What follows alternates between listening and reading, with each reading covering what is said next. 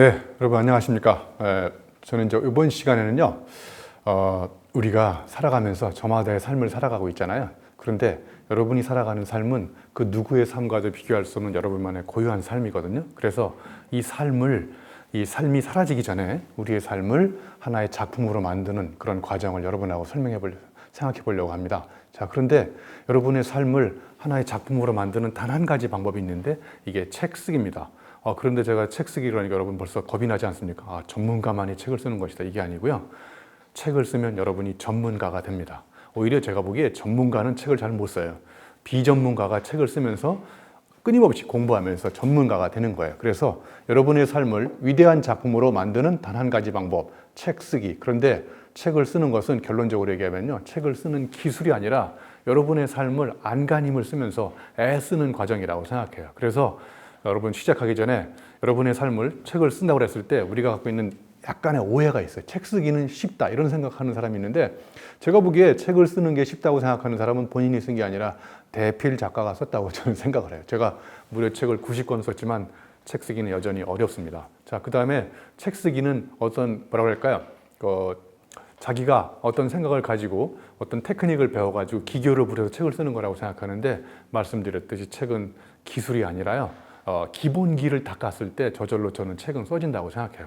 자, 그리고 이제 세 번째 책 쓰기에 대한 오해는, 여러분 글 쓰면 책이 써진다고 그러는데 이게 글과 책의 차이입니다. 여러분 글은 아무렇게나 써도 돼요, 솔직히 말해서. 그리고 누가 안 읽어도 됩니다. 그런데 책을 썼는데 누가 안 읽으면 여러분은 출판사한테 재정적 손실을 입히는 거예요. 그래서 책을 쓰면 무조건 다른 사람들이 읽게 써야 되거든요. 그래서 이게 글 짓기와 책 쓰기의 차이입니다. 그래서 일정한 글을 써서 구조화시키고 체계화시켜서 이 저 글은 예를 들면 단거리 경주라고 그러면요, 책 쓰기는 장거리 마라톤이거든요. 그래서 글을 썼다고 그래서 그게 무조건 책이 되는 게 아니라 그 글 짓기를 여러분의 목적의식과 문제의식으로 잘 엮어내야 그게 책으로 됩니다.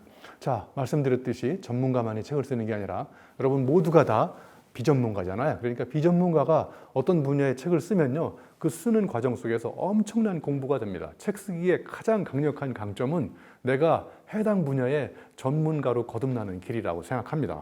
자, 그러면 이제 책을 쓰려면 어떻게 해야 될까? 첫 번째, 제가 살기, 그래서 제가 이렇게 기자로 통일을 시켜놨어요. 그래서 여러분의 삶은 알미 잘하는 터전입니다. 그러니까 뭔가 여러분이 글을 짓고 책을 쓰려면 여러분의 삶을 살아야 되는 거예요. 그러니까 내 삶에 다양한 사연과 사건이 많을수록 그건 글감이 풍부하게 자라는 알의 터전이 바로 살기라고 생각해요. 자, 그러면 내 삶만 가지고 뭔가 글을 쓰고 책을 쓰면 좌정간천에 어리석음에 빠질 수 있거든요. 그러니까 나와 다른 세계에 살아가는 사람들이 도대체 어떤 생각을 하고 살아가는지를 알아보려면 나와 다른 세계에서 다른 생각을 하면서 살아간 사람들이 쓴 책을 읽어야 됩니다. 그래서 이 읽기는 내가 다른 세상과 만나는 어떤 세상과 만나는 접속이라고 생각해요. 자, 그러면 여러분의 삶을 살았잖아요. 그리고 다른 사람의 책을 읽었잖아요.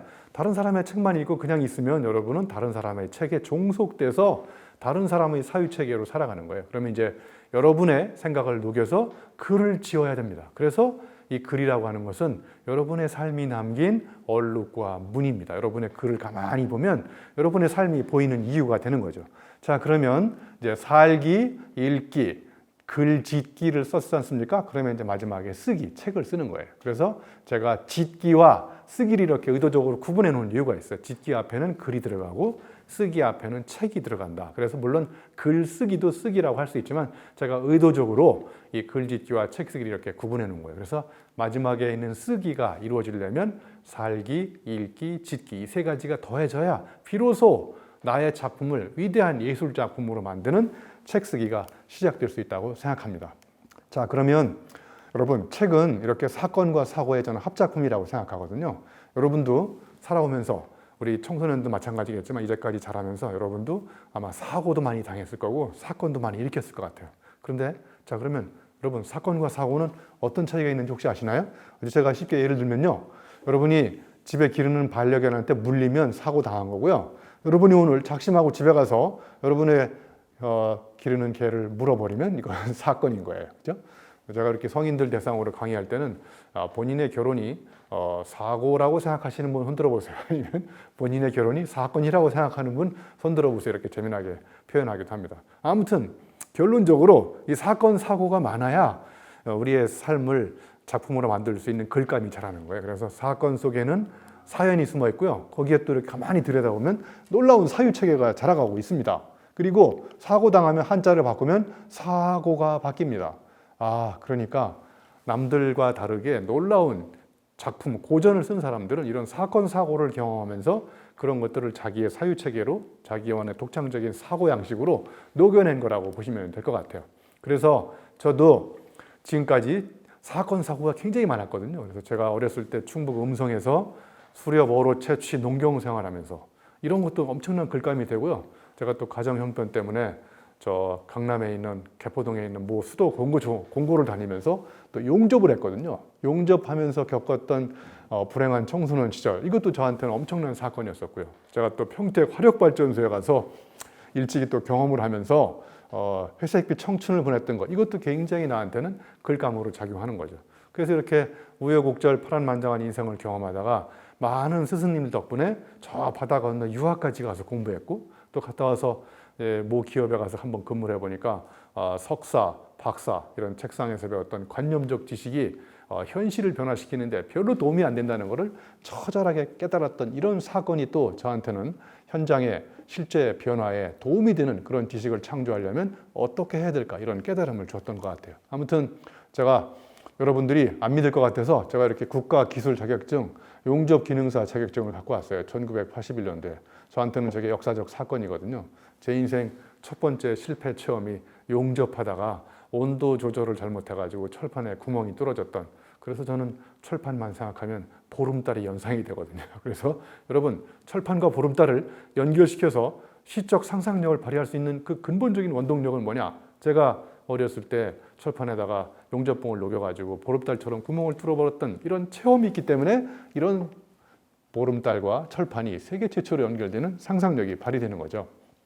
자, 그러면 여러분, 제가 경험했던 사건, 사고 중에 몇 가지를 가지고 책을 어떻게 쓰는지 제가 사례를 한번 말씀드려 볼게요. 제가 경기도 평택 화력발전소에 가서 근무하다가 우연히 이 책을 봤는데요. 이게 고시 체험생 수기집인 거예요. 그래서 저기 보니까 공고생이 사법고시 패스한 수기가 있어가지고 제가 저 책을 읽고 놀라운 깨달음을 얻고, 내가 앞으로 가야 될 길은 고시를 패스하는 것이다. 이런 운명적인, 저한테 지금 돌이켜보니까 나쁜 꿈을 꿈게 만들었던 그런 책입니다. 그래서 저는 저 책을 읽고 제 인생을 터닝 포인트를, 역사적인 계기를 마련한 거죠. 그런데 여기 보시면 왼쪽에 오이가 있고요. 오른쪽에 피클이 있는데, 제가 책을 읽기 전에는 오이였는데요. 제가 책을 읽고 나서 피클로 바뀐 거예요. 그러니까 독서라는 것은 오이를 피클로 바꿀 수 있는데, 여러분, 제가 질문을 드려볼게요. 피클이 오이로 돌아갈 수 있나요? 예, 돌아갈 수 없습니다. 이만큼 독서는 한 사람의 운명을 오이에서 피클로 바꾸는데, 안타까운 것은 피클이 오이로 돌아갈 수 없는, 그러니까 책을 읽기 전의 상태로 돌아갈 수 없는 위험한 행위가 뭐냐? 독서입니다. 여러분, 그래서 책을 함부로 읽으시면 저처럼 이상한 사람이 됩니다. 그래서 책이라는 것은 한 사람의 사고 체계를 혁명적으로 바꾸는 위대한 자극제라고 생각합니다.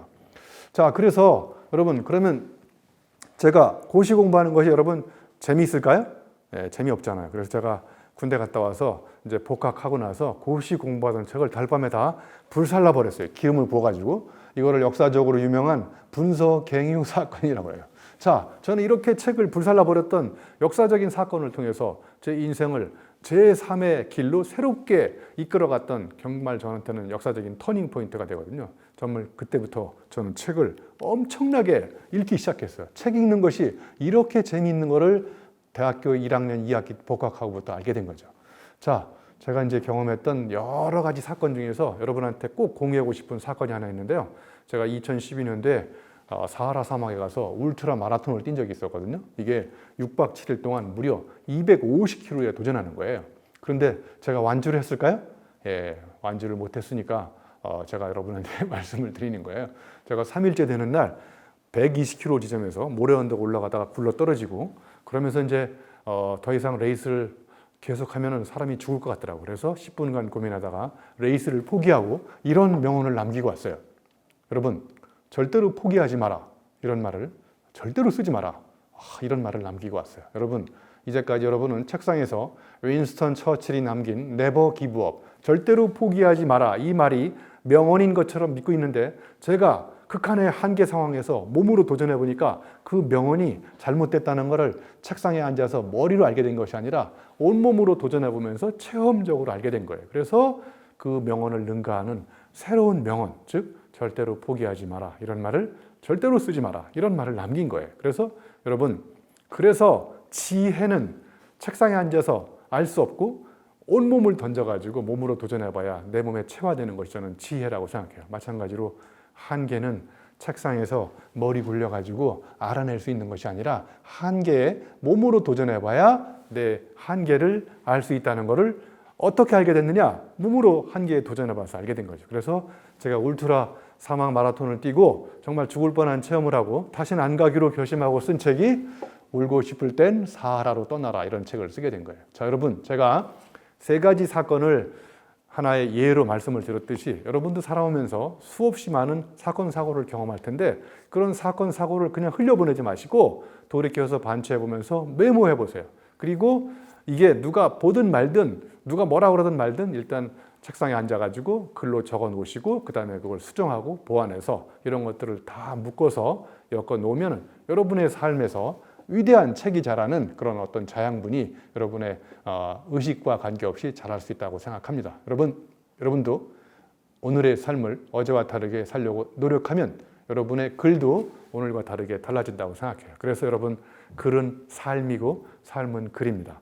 올바른 글을 쓰려면 여러분의 삶부터 올바르게 사세요. 그래서 글쓰기 테크닉을 배우고 이런 것보다는 여러분의 삶을 어제와 다르게 살려고 안간힘을 쓰고 애간장을 녹이면 그 속에서 여러분의 글도 어제와 다르게 탄생된다고 생각합니다. 여러분, 고맙습니다.